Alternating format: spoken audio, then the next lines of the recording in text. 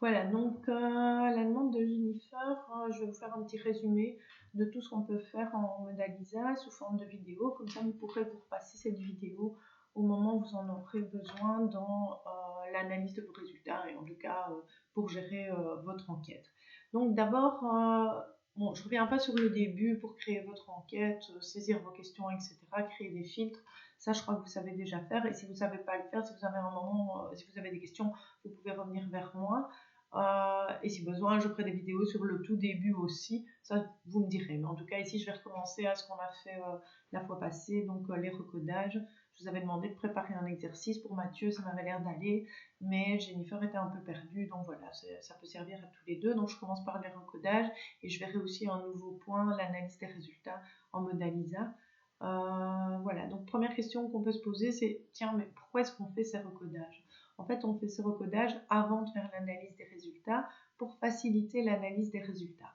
Faciliter l'analyse des résultats, dans quel sens? Quand vous définissez, quand vous introduisez vos questions dans Modalisa, vous avez des questions de différents types, comme on peut le voir ici, donc questions-réponses uniques, multiples, ordonnées, etc. Mais vous avez aussi, parfois, vous voyez ici, on a une question numérique et peut-être que ces modalités de réponse, donc 20, 25, 30, 35, ici on n'a pas tant que ça, mais on peut aussi parfois, si je demande par exemple l'âge des répondants, que j'ai des répondants qui sont âgés entre 20 et 70 ans, je vais avoir énormément de réponses ici.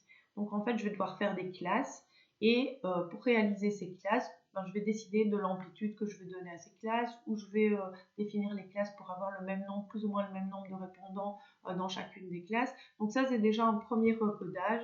Donc si vous allez ici dans Analyse, vous voyez, vous pouvez par exemple demander un nombre de classes que vous définissez. Donc vous pourrez peut-être demander 3 classes ou alors 3 classes et en plus je veux des effectifs plus ou moins égaux et en fonction des données, Modalisa vous définit l'amplitude que vous devez donner à votre classe pour avoir des effectifs plus ou moins égaux.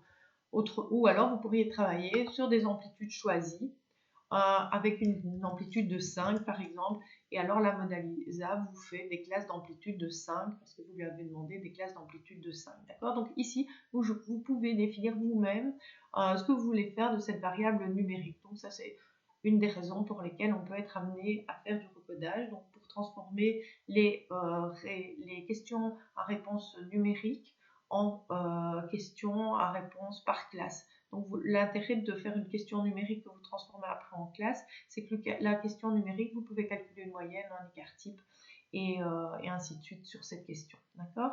Donc ça, c'est une des premières raisons pour lesquelles on recode. Vous pouvez aussi recoder des variables texte. Par exemple, vous avez énormément de modalités de réponse. On en a une ici.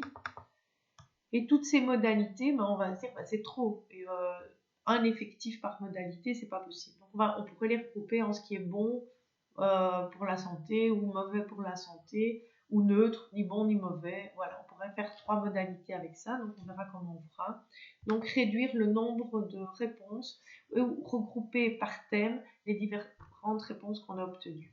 On verra aussi quand on fait des tri croisés, donc quand on fait des tableaux de contingence, des tableaux à double entrée, pour faire un petit carré. Je ne sais pas si je l'ai vu avec vous en proba, en stat inférentiel. Donc si on ne l'a pas vu, dites-le moi, comme ça je le verrai. En tout cas, pour faire ces tests du carré, il faut qu'on ait un certain nombre, un certain effectif par case, sinon le test n'est pas fiable. Donc là aussi, on va être amené à recoder de manière à avoir des effectifs par classe suffisants et donc faire des tableaux avec plus ou moins 3 lignes, plus ou moins 3 colonnes.